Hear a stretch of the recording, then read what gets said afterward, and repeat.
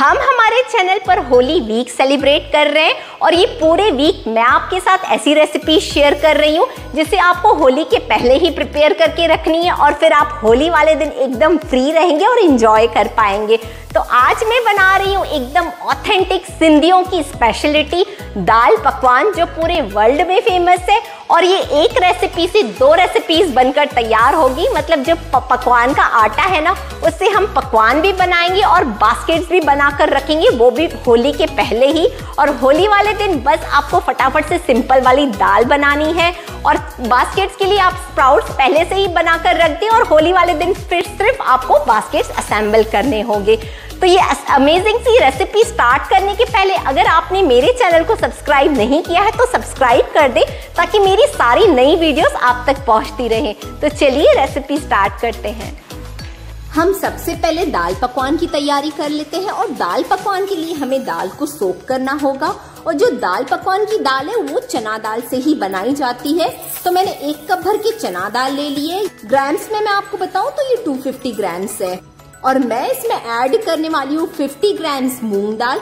बहुत सारी जगह पर दाल पकवान की दाल है वो सिर्फ चना दाल से बनाई जाती है, लेकिन मैं हमेशा इसमें थोड़ी सी मूंग दाल जरूर ऐड करती हूँ। मूंग दाल में ज्यादा स्टार्च होता है, तो जब हम ये दाल बनाएंगे तो हमारी दाल बहुत ही अच्छे से रल जाएगी। तो आप मूंग दाल जरूर ऐड करके देखिए, इससे बहुत ही जबरदस्त टेस्ट आता है। तो अब हमें दाल को 3 से 4 बार के लिए बहुत ही अच्छे से वॉश करना होगा।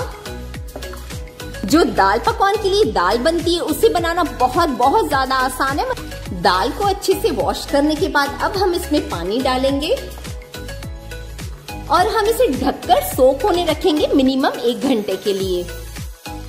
तो नेक्स्ट स्टेप में हम आटा लगा देंगे। और मैंने जैसे आपको कहा कि आज मैं आपको 2 in 1 रेसिपी बताने वाली हूँ। मतलब हम आटा तो एक ही लगाएंगे, लेकिन हम उसमें से 2 रेसिपीज बनाएंगे। इससे हम पकवान भी बनाएंगे और चाट के लिए बास्केट्स भी तैयार करेंगे। आटा लगाने के लिए अगर आप एक बड़ा सा बर्तन लेंगे तो ज्यादा अच्छा होगा। तो सबसे पहले मैं ले रही हूँ एक बड़ा बोल भर के मैदा। आपको जितने पकवान या बास्केट्स बनाने हो आप उस हिसाब से मैदा ले सकते हैं। और आज मैं जो पकवान और बास्केट सिर्फ मैदे से नहीं बनाने वाली हूँ, मैं उसमें आधा आटा भी डालने वाली हूँ। वैसे तो जो स्ट्रीट्स पर मिलते हैं पकवान वो मैदे से ही बने होते हैं, लेकिन आजकल हम लोग हेल्थ कॉन्शियस हो गए हैं, तो जहाँ मैदा हो सके मैं उतना अवॉइड करती हूँ। तो अगर आप पूरे आटे से बनाएंगे पकवान और बास्केट्स को उतना मजा नहीं आएगा, इसीलिए मैं उसे 50-50 कर रही हूँ। और पूरे मैदे से बनाना नहीं है हमें, तो जहां हम थोड़े से भी मैदे को आटे से सब्स्टिट्यूट कर पाए तो वो अच्छा ही होगा। तो अब हम इसके ऊपर डालेंगे 1/2 टेबल स्पून जीरा। आप देख सकते हैं हमें एकदम बस थोड़ा सा ही जीरा डालना है। 1/4 टेबल स्पून अजवाइन, 1/2 टेबल स्पून सॉल्ट। अभी हम आटे में सिर्फ 1/2 टेबल स्पून ही सॉल्ट डालेंगे क्योंकि हमारे बाकी कंपोनेंट्स में भी सॉल्ट होने वाला है, तो आप सॉल्ट संभाल कर ही डालें। उसके ऊपर मैं डाल रही हूँ 5 टेबल स्पून ऑयल के। ये टेबल स्पून ही है ऑयल के। तो 2 बोल में मैंने सिर्फ 5 टेबल स्पून ऑयल डाला है। अब सारे इंग्रेडिएंट्स को हमें हाथ से ही मिक्स करना है। मैं आपको एक और बात बताऊं, जो पकवान और बास्केट का आटा होता है उसमें बहुत ज्यादा मोइन नहीं डलता है। मतलब जैसे समोसे कचौरियों में हमें ज्यादा मोइन डालना होता है, तो पकवान और हमें बास्केट्स हार्ड ही चाहिए, सॉफ्ट नहीं चाहिए। तो इसीलिए आप इसमें जो मोइन है वो 1/4 नहीं डालना है, हमें उससे कम ही डालना है। तो सारे इंग्रेडिएंट्स को मिक्स करने के बाद अब हम इसमें थोड़ा थोड़ा करके पानी डालेंगे और हमें इसका एक टाइट सा आटा गूंथना है। मतलब जैसे रोटियों का आटा होता है वैसे नहीं गूंथना है, हमें इसका थोड़ा सा टाइट आटा ही लगाना है। आटा हमने लगा दिया है और आप देख सकते हैं ये थोड़ा सा सख्ती है, बस ये एकदम परफेक्ट है। अब हम इसे ढककर रखेंगे सिर्फ 5 मिनट के लिए। तो हमारा आटा भी अब सेट हो चुका है। तो सबसे पहले मैं आटे को डिवाइड कर लेती हूँ, क्योंकि हम आधे आटे में से पकवान और आधे आटे में से हम बास्केट्स बनाने वाले हैं। आटे के एक पोर्शन को तो मैं अभी ढककर रखूंगी, आप इसे ढककर ही रखिएगा, अदरवाइज आटा ड्राई हो सकता है। और बाकी जो आधा है हमारा आटा, हम उसकी छोटे छोटे पेड़े तोड़ लेंगे। इस साइज के आप रोटी के पेड़े तोड़ते हैं, बस उसी साइज के हमें पेड़े तोड़ना है। पकवान हमारे ज्यादा न मोटे न पतले होते हैं, हमें पकवान मीडियम साइज के ही बनाने हैं। और पकवान का जो शेप होता है वो थोड़ी बड़ी साइज का होता है। पकवान की मैंने सारे पेड़े बनाकर तैयार कर लिए हैं। तो अभी हमें इसे रोल करना होगा। पकवान को रोल करने के लिए हमें थोड़े से सूखे आटे की भी जरूरत होगी। बस हम एक पेड़ा उठाएंगे, सूखे आटे में डिप करेंगे और आप जैसे रोटी बेलते हैं पतली वाली, हमें बिल्कुल वैसे ही पकवान को बेलना है। तो आप देखिए एक पकवान हमने बेलकर रेडी कर लिया है और आप इसकी थिकनेस देख सकते हैं, एकदम जैसे पतली वाली रोटी होती है, ये बिल्कुल उसी तरीके से हमने रोल किया है। उसी तरीके से हम सारे पकवान रोल करके रख देंगे। सारे पकवान मैंने बेलकर तैयार कर लिए हैं। तो चलिए अब हम इसे फ्राई करते हैं।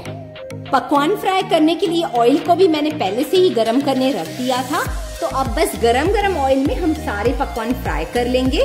और पकवान फ्राई करने के लिए हमारा जो ऑयल है वो गरम होना चाहिए, मतलब एकदम धुआंधार गरम भी नहीं होना चाहिए, मीडियम गरम होना चाहिए।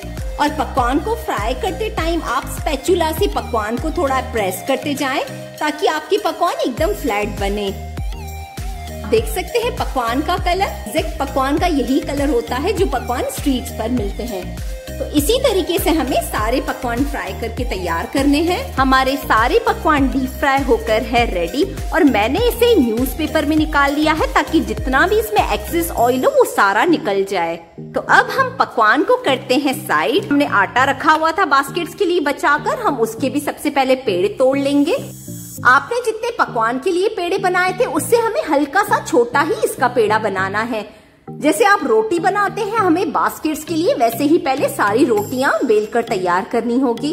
तो बास्केट्स के लिए भी हमने पेड़े तोड़ लिए हैं और अब हम इन सारे पेड़ों को एक साथ ही बेल लेंगे। जैसे हमने पकवान बेले थे उसी तरीके से हम सारे पेड़ों को एक साथ बेलकर तैयार कर लेंगे। एक आटे का पेड़ा लेकर हल्का सा हम उसे सूखे आटे में डस्ट करेंगे और अब हम उसे उसी तरीके से बेलेंगे एग्जैक्ट जैसे आप पतली वाली रोटियां बेलते हैं। साइज भी हम वही रखेंगे जैसे रोटियों की साइज होती है, मीडियम साइज। इसी तरीके की हमें बास्केट्स के लिए सारी शीट्स बनाकर तैयार करनी है। आप इसकी थिकनेस भी देख लीजिए। बास्केट्स के लिए मैंने सारी शीट्स बेलकर तैयार कर ली है। जब आप इस शीट्स को बेल कर रखें तो एक दूसरे के एकदम ऊपर न रखें। आप देख सकते हैं मैंने थोड़ा सा शीट्स को फैलाकर रखा है इस तरीके से। अगर आप बिल्कुल एक दूसरे के ऊपर ही सारी शीट्स रखेंगे तो ये स्टिक हो सकती है, लेकिन आप इनको थोड़ा थोड़ा फैलाकर रखेंगे तो आपको इसे निकालने में आसानी होगी। उस तरीके से आपको जब पकवान बेलेंगे तो उनकी शीट्स को भी आपको ऐसे थोड़ा सा फैलाकर ही रखना है। अब बास्केट बनाने के लिए हमें एक ग्लास चाहिए। आप चाहे तो कटोरी से भी बास्केट्स बना सकते हैं, लेकिन आप ग्लास से बनाएंगे तो उससे शेप बहुत अच्छा आता है और बनाने में भी आसानी होती है। तो आप देख सकते हैं कैसा ग्लास है, मतलब एकदम ये स्ट्रेट ग्लास है। इस टाइप का ग्लास नहीं है कि ऊपर से मोटा नीचे से पतला, तो हमें स्ट्रेट वाला ही ग्लास लेना है। अगर आपके पास इस टाइप का ग्लास नहीं है तो फिर आप कटोरी भी ले सकते हैं। अब बास्केट बनाने के लिए हमें सबसे पहले एक शीट लेनी है और हम उसके एग्जैक्ट सेंटर में ग्लास रखेंगे। और फिर आप देखिए मैं कैसे कर रही हूँ, बस साइड से हमें इस ग्लास पर ये शीट को ऐसे स्टिक करना है और आपको इसमें कुछ प्लीट्स डालनी होगी जैसे कि ये प्रॉपरली पैक हो पाए। आप देख सकते हैं मैं कैसे कर रही हूँ, कैसे इसकी प्लीट्स बना रही हूँ। ये बनाना एक्चुअली बहुत ज्यादा आसान है। देखिए इसी तरीके से मैंने पूरे ग्लास पर इसे कवर कर दिया है। मैंने गैस पर ऑयल भी पहले से ही गर्म करने रख दिया था। अब हम इन ग्लास को पहले स्ट्रेट ही ऑयल में डालेंगे और हाई फ्लेम पर ही हम ये बास्केट्स को फ्राई कर लेंगे। जब ये हल्का सा नीचे से फ्राई हो जाए तब आप ग्लास को सुला दीजिए और अब एक स्पैचुला की हेल्प से इसे पलटाते हुए हम फ्राई कर लेंगे। अगर आपको लगे कि आपके ऑयल बहुत ज्यादा गर्म हो रहा है तो अभी गैस का फ्लेम हम लो कर देंगे। अब चिमटे की हेल्प से हम ग्लास को निकाल देंगे। तो आप चिमटा इस बास्केट के थोड़ा सा अंदर डाल देना। इस टाइम ग्लास बहुत ज्यादा गर्म है तो आप इसे टच तो बिल्कुल मत कीजिए। आप देख सकते हैं हमारी बहुत ही खूबसूरत सी बास्केट तैयार हो चुकी है। इसी तरीके से हम सारे बास्केट्स को फ्राई कर लेंगे। इन्हें हम करते हैं साइड और नेक्स्ट स्टेप देख लेते हैं। पकवान और बास्केट्स तो हमारे फ्राई हो चुके हैं। तो चलिए अब पकवान के लिए हम दाल भी बना लेते हैं। और दाल 1 घंटे में बहुत ही अच्छे से सोक हो चुकी है। आप अगर उसे प्रेस करेंगे तो ये टूट भी रही है। तो अब बस ये वाला जो पानी है हम इसे डिस्कार्ड कर देंगे। दाल का पानी निकालने के बाद अब हम इसे डालेंगे प्रेशर कुकर में। दाल पकवान की दाल बनाना बहुत ही आसान है। इसमें ना ज्यादा मसाले जाते हैं या प्याज टमाटर ऐसा कुछ नहीं जाता है। ये बहुत ही फटाफट और एकदम सिंपल बनती है। दाल के ऊपर डालेंगे 1 टेबलस्पून सॉल्ट। आप अपनी टेस्ट के अकॉर्डिंग सॉल्ट डाल सकते हैं और ½ टेबलस्पून हल्दी। बस इसमें और कोई भी मसाले नहीं जाएंगे। और हमने जितनी दाल डाली है हमें उससे डबल पानी डालना है।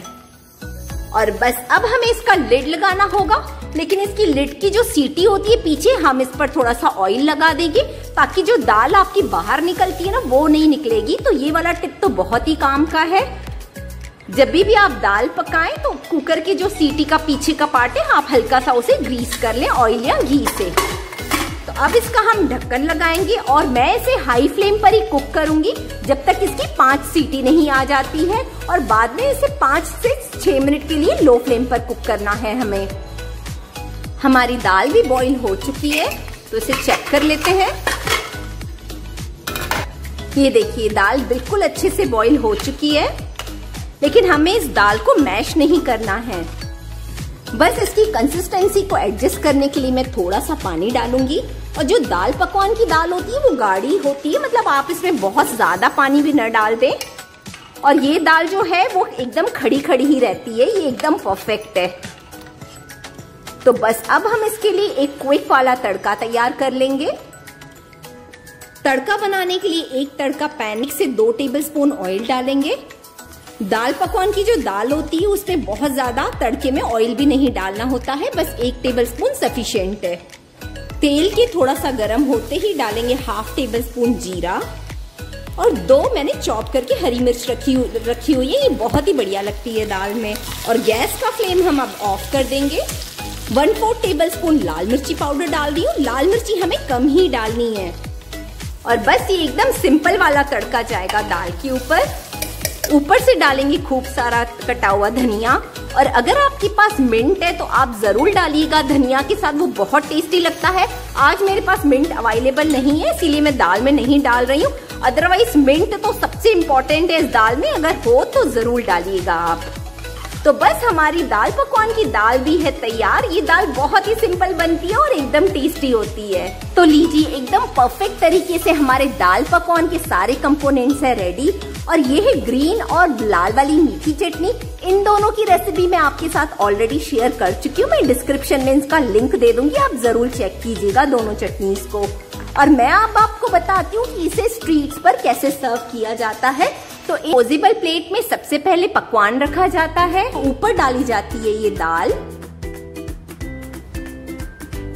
ऊपर जाएगी सबसे पहले थोड़ी सी ग्रीन चटनी, मीठी चटनी, और अगर आप इसके ऊपर प्याज डालना चाहें तो वो भी डाल सकते हैं। और इसके ऊपर लास्ट में स्प्रिंकल की जाती है लाल वाली मिर्च। इसीलिए मैंने आपको बोला था ना आप अंदर से मिर्ची कम डालिए, क्योंकि ऊपर से इसके ऊपर ऐसे लाल मिर्च स्प्रिंकल की रहती है। तो देखिए इस तरीके से सर्व किया जाता है दाल पकवान।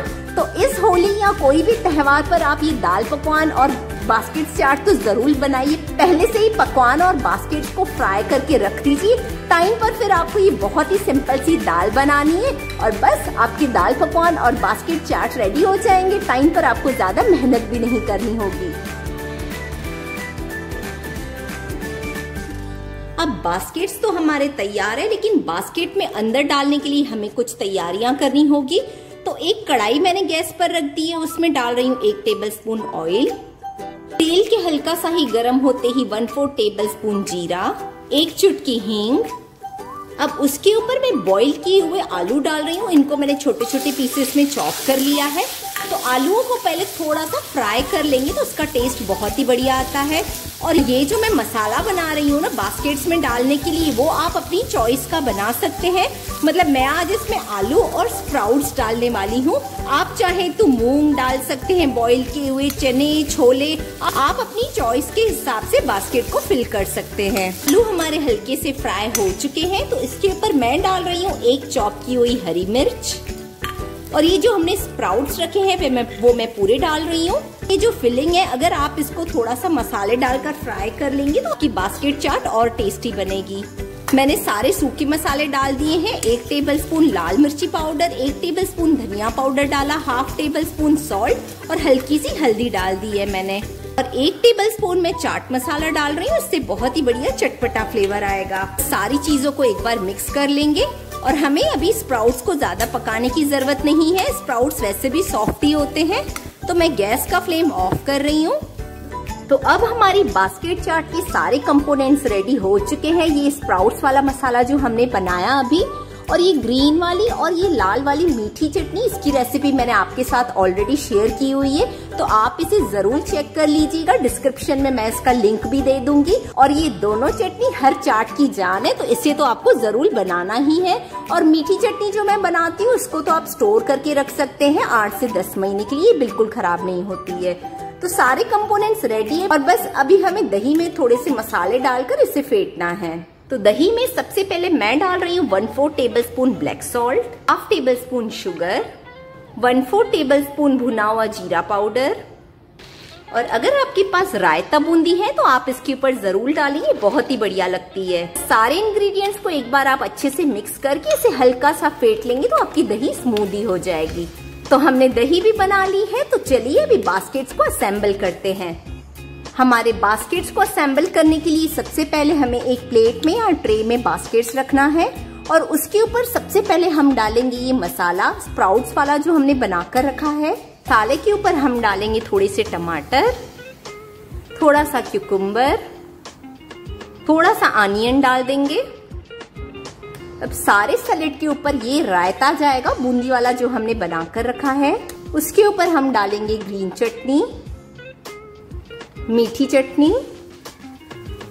आप अपनी चॉइस के अकॉर्डिंग नमकीन या कोई भी सेव डाल सकते हैं। तो मैं थोड़ा सा पहले भुजिया सेव डाल रही हूँ, थोड़ा सा नायलॉन सेव, ऊपर से स्प्रिंकल कर रही हूँ कुछ दाने अनार के।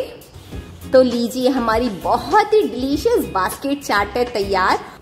और इस होली पर तो आप इसे जरूर ट्राई करें, मतलब एक ही आटे में आपके पकवान और बास्केट्स दोनों बन जाएंगे। और होली पर तो वैसे भी चाट्स और ये स्नैक्स अच्छे लगते ही हैं, तो आप इस रेसिपी को ट्राई जरूर कीजिए।